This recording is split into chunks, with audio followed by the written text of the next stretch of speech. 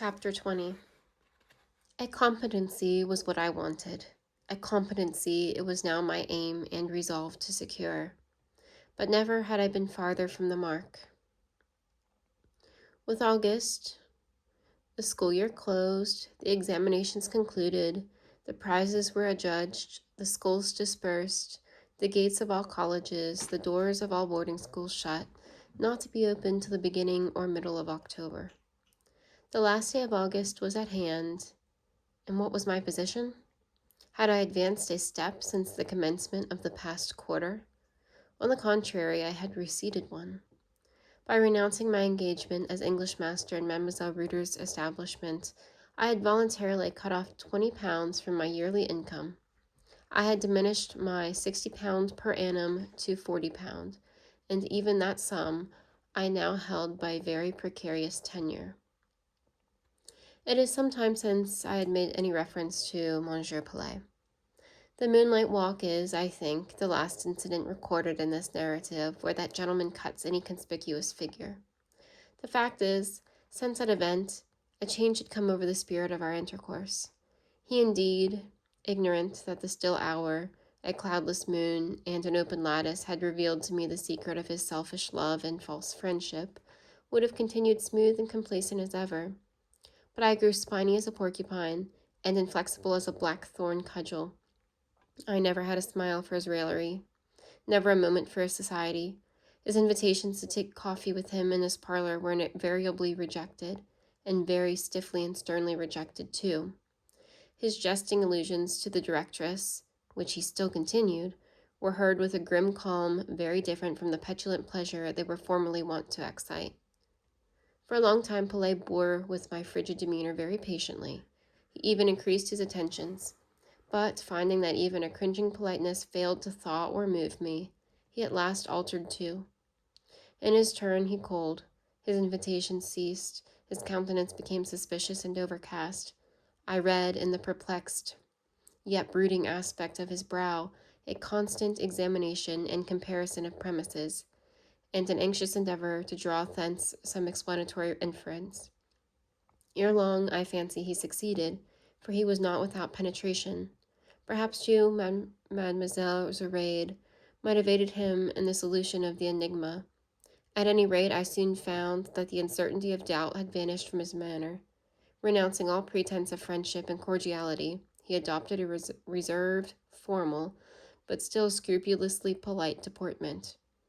This was the point to which I had wished to bring him, and I was now again comparatively at my ease.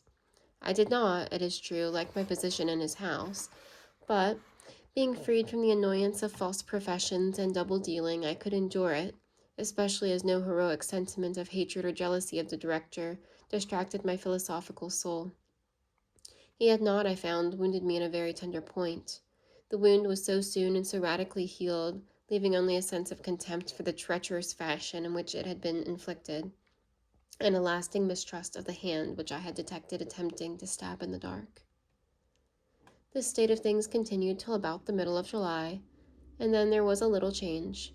Pelet came home one night, and, an hour after his usual time, in a state of unequivocal intoxication, a thing anomalous with him, for if he had some of the worst faults of his countrymen, he had also one at least of their virtues, sobriety.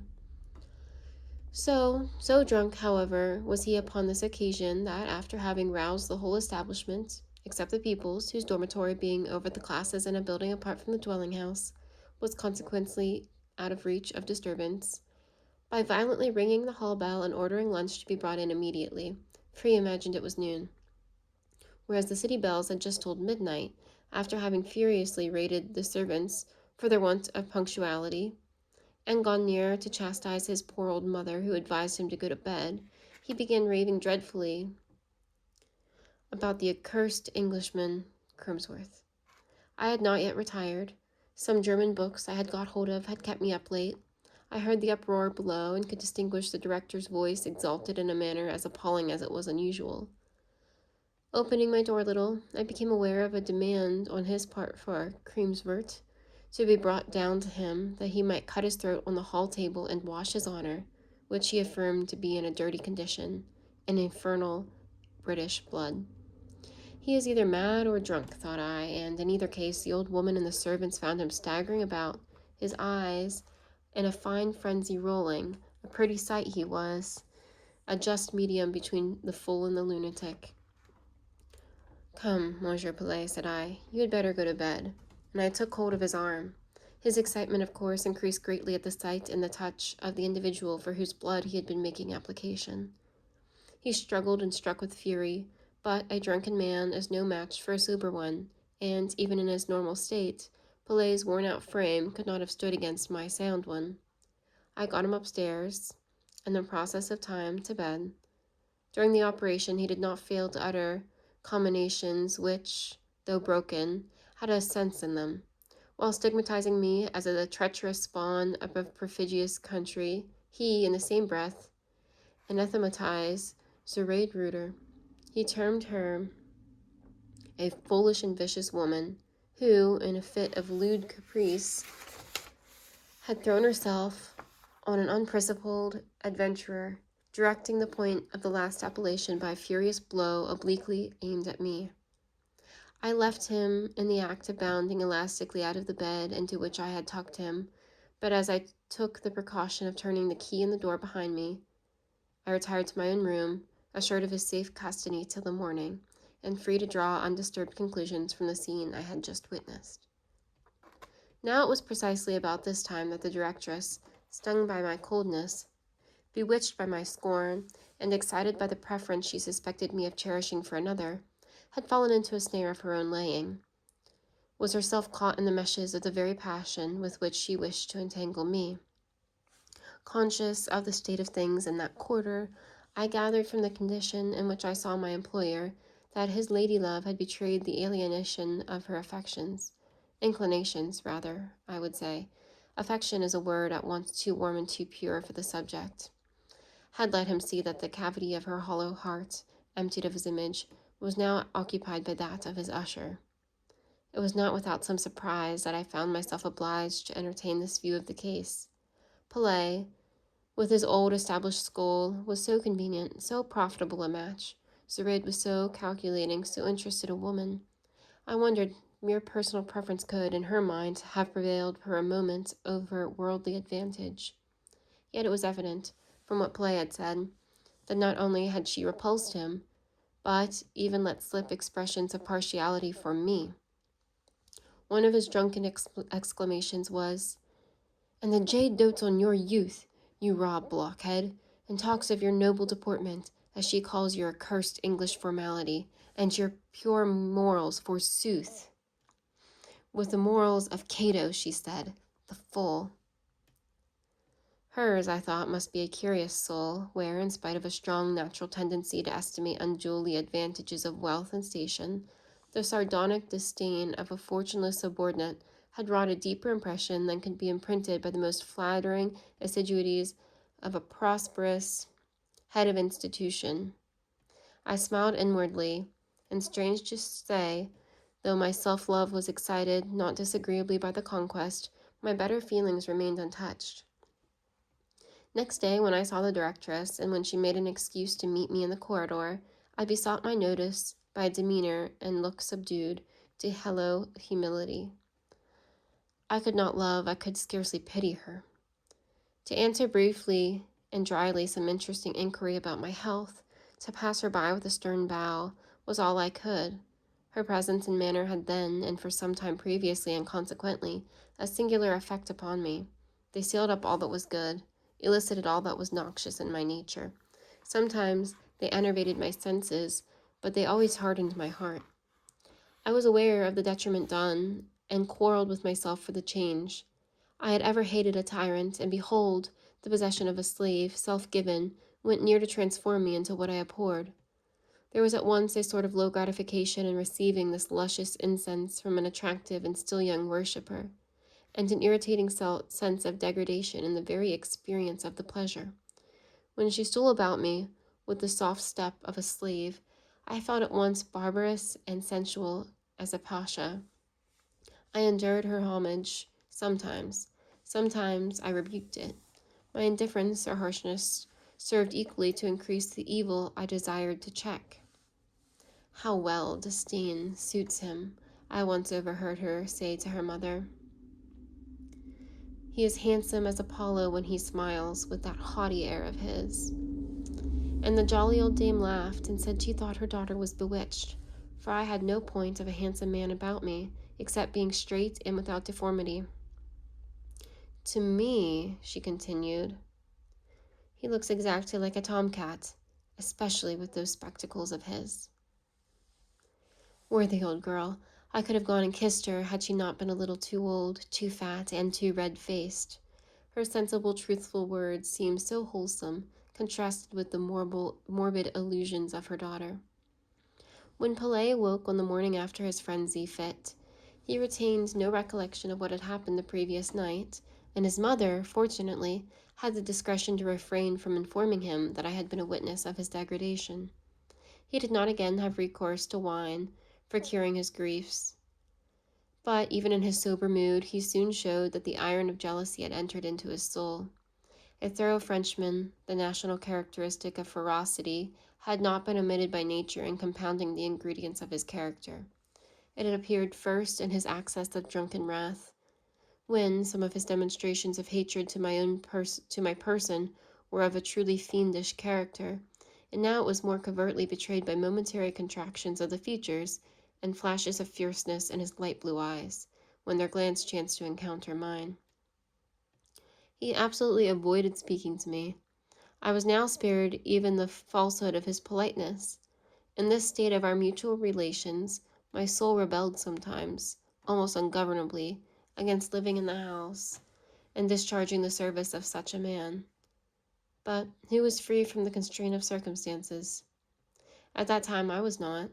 I used to rise each morning, eager to shake off his yoke, and go out with my portmanteau under my arm, if a beggar, at least a freeman, and in the evenings, when I came back from the girls' boarding school, a certain pleasant voice in my ear, a certain face so intelligent yet so docile, so reflective yet so soft in my eyes, a certain cast of character, at once proud and pliant, sensitive and sagacious, serious and ardent, in my head, a certain tone of feeling, fervid and modest, refined and practical, pure and powerful, delighting and troubling my memory, visions of new ties I longed to contract, of new duties I longed to undertake. I had taken the rover and the rebel out of me, and had shown endurance of my hated lot in the sight of a Spartan virtue. But Pelé's fury subsided. A fortnight sufficed for its rise, progress, and extinction. In that space of time, the dismissal of the obnoxious teacher had been effected in the neighboring house, and in the same interval I had declared my resolution to follow and find out my pupil, and upon my application for her address being refused, I had summarily resigned my own post. This last act seemed at once to restore Mademoiselle Reuter to her senses. Her sagacity, her judgment, so long misled by a fascinating delusion, struck again into the right track the moment that delusion vanished. By the right track, I do not mean the steep and difficult path of principle.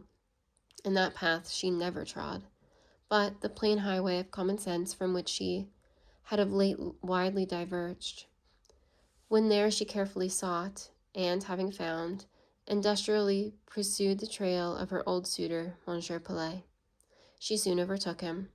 What art she employed to soothe and blind him I know not, but she succeeded both in allaying his wrath and hoodwinking his discernment, as was soon proved by the alteration in his mien and manner. She must have managed to convince him that I neither was nor ever had been a rival of his, for the fortnight of fury against me terminated in a fit of exceeding graciousness and amenity, not unmixed with a dash of exulting self-complacency, more ludicrous than irritating. Pelé's bachelor's life had been passed in proper French style, with due disregard to moral restraint, and I thought his married life promised to be very French also. He often boasted to me what a terror he had been to certain husbands of his own acquaintance. I perceived it would not now be difficult to pay him back in his own coin. The crisis drew on. No sooner had the holidays commenced than note of preparation for some momentous event sounded all through the premises of Pelé. Painters, polishers, and upholsterers were immediately set to work, and there was talk of the madam's chamber and the madam's room, not deeming it probable that the old duenna at present graced with that title in our house had inspired her son with such enthusiasm of filial piety as to induce him to fit up apartments expressly for her use. I concluded, in common with the cook, the two housemaids, and the kitchen scullion, that a new and more juvenile madam was destined to be the tenant of these gay chambers. Presently, official announcement of the coming event was put forth. In another week's time, Monsieur Francois Paulet, director, and Mademoiselle Zoraide Reuter, directress, were to be joined together in the hands of matrimony. Monsieur in person heralded the fact to me, terminating his communication by an obliging expression of his desire that I should continue, as heretofore, his ablest assistant and most trusted friend, and a proposition to raise my salary by an addition 200 francs per annum. I thanked him, gave no conclusive answer at the time, and when he had left me, threw off my blouse, put on my coat, and set out on a long walk outside the Porte de Flandre, in order, as I thought, to cool my blood, calm my nerves, and shake my disarranged ideas into some order. In fact, I had just received what was virtually my dismissal. I did not desire to conceal from myself the conviction that, being now certain that Mademoiselle Reuter was destined to become Madame Paulet, it would not do for me to remain a department dweller in the house which was soon to be hers. Her present demeanor towards me was deficient neither in dignity nor propriety, but I knew her former feeling was unchanged. Decorum now repressed, and policy masked it, but opportunity would be too strong for either of these. Temptation would shiver their restraints. I was no pope. I could not boast infallibility. In short, if I stayed, the probability was that, in 3 months' time, a practical modern French novel would be in full process of concoction under the roof of the unsuspecting Paulet. Now, modern French novels are not to my taste, either practically or theoretically. Limited as had yet been my experience of life, I had once had the opportunity of contemplating, near at hand, an example of the results produced by a course of interesting and romantic domestic treachery. No golden halo of fiction was about this example. I saw it bare and real, and it was very loathsome. I saw a mind degraded by the practice of mean subterfuge, by the habit of perfidious deception, and a body depraved by the infectious influence of the vice-polluted soul. I had suffered much from the forced and prolonged view of this spectacle. Those sufferings I did not now regret, for their simple recollection acted as a most wholesome antidote to temptation. They had inscribed on my reason the conviction that unlawful pleasure, trenching on another's rights, is delusive and envenomed pleasure. Its hollowness disappoints at the time, its poison cruelly tortures afterwards, its effects deprave forever. From all this resulted the conclusion that I must leave Palais, and that instantly. "But," said Prudence, "you know not where to go nor how to live." And then the dream of true love came over me. Frances Henry seemed to stand at my side, her slender waist to invite my arm, her hand to court my hand. I felt it was made to nestle in mine. I could not relinquish my right to it, nor could I withdraw my eyes forever from hers, where I saw so much happiness, such a correspondence of heart with heart, over whose expression I had such influence, where I could kindle bliss, infuse awe, stir deep delight, rouse sparkling spirit, and sometimes waken pleasurable dread. My hopes to will and possess, my resolutions to merit and rise, rose in array against me, and here I was about to plunge into the gulf of absolute destitution, and all this, suggested an inward voice, because you fear an evil which may never happen. "It will happen, you know it will," answered that stubborn monitor conscience. "Do what you feel is right. Obey me, and even in the sloughs of what I want, I will plant for you firm footing." And then, as I walked fast along the road, there rose upon me a strange, inly felt idea of some great being, unseen but all present, who, in his beneficence, desired only my welfare, and now watched the struggle of good and evil in my heart, and waited to see whether I should obey his voice, heard in the whispers of my conscience, or lend an ear to the sophisms by which his enemy and mine, the spirit of evil, sought to lead me astray. Rough and steep was the path indicated by divine suggestion, mossy and declining, the green way along which temptation strewed flowers. But whereas methought the deity of love, the friend of all that exist, would smile well pleased were I to gird up my loins and address myself to the rude ascent, so, on the other hand, in each inclination to the velvet declivity seemed to kindle a gleam of triumph on the brow of the man-hating, God-defying demon. Sharp and short, I turned round. Fast I retraced my steps. In half an hour I was again at Monsieur Pelet's. I sought him in his study. Briefly parley, concise explanation sufficed. My manner proved that I was resolved. He, perhaps, at heart approved my decision. After 20 minutes' conversation, I re-entered my own room, self-deprived of the means of living, self-sentenced to leave my present home with a short notice of a week in which to provide another.